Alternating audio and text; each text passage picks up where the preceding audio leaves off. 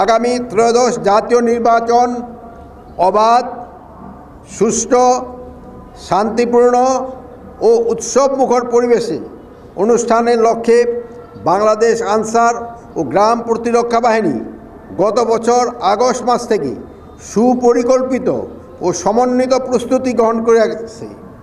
নূতন প্রশিক্ষণ নীতিমালার আলোকে ইতিমধ্যেই 56,000 উপজেলা থানা কোম্পানি আনসার, 2,55,000 টিডিপি সদস্যা এবং 3,000-এর অধিক আনসার ব্যাটালিয়ন সদস্যকে মৌলিক প্রশিক্ষণ প্রদান করা হয়েছে।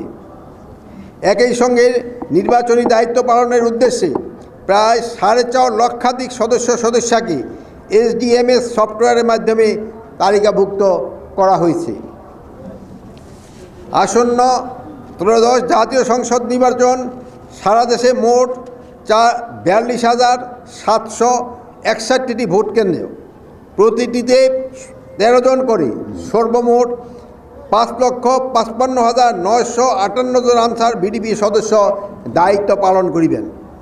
প্রতি ভোট কেন্দ্রে নিয়োজিত 13 জন সদস্যের মধ্যে থাকবেন 3 জন অস্ত্রধারী, 6 জন অস্ত্রবিহীন পুরুষ সদস্য এবং 4 জন অস্ত্রবিহীন নারী সদস্য।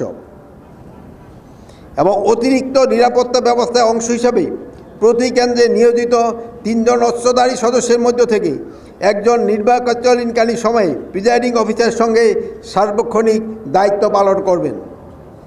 সারা দেশে 1,191টি আনসার ব্যাটালিয়নের স্ট্রাইকিং ফোর্স টিম মোতায়েন থাকবে।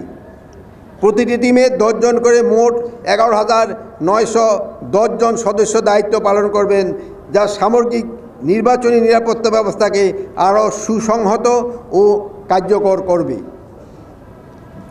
আপনাদের যে কোনো ধরনের অনৈতিক, পক্ষপাতমূলক বা দায়িত্ব বহির্ভূত আচরণ ও কর্মকাণ্ড যা নির্বাচন প্রক্রিয়াকে প্রভাবিত বা বিঘ্নিত করতে পারে তা থেকে সম্পূর্ণভাবে বিরত থাকার জন্য আমি সুস্পষ্টভাবে আপনাদের নির্দেশনা প্রদান করছি।